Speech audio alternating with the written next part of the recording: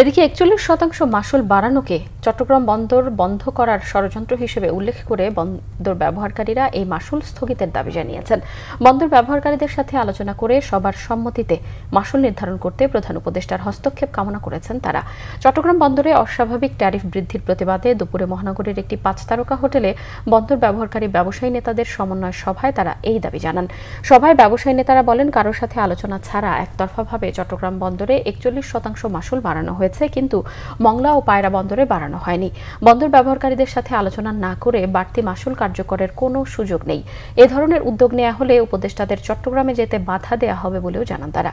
চট্টগ্রামের সর্বস্তরের ব্যবসায়ীদের ব্যানারে আয়োজিত ওই অনুষ্ঠানে সভাপতিত্ব করেন চিটাগাং চেম্বারের সাবেক সভাপতি আমির হুমায়ুন মাহমুদ চৌধুরী। ট্যারিফ বাড়িয়ে বন্দরকে মেরে ফেলার উদ্যোগ নেওয়া হয়েছে বলেও অভিযোগ করেন ব্যবসায়ীরা।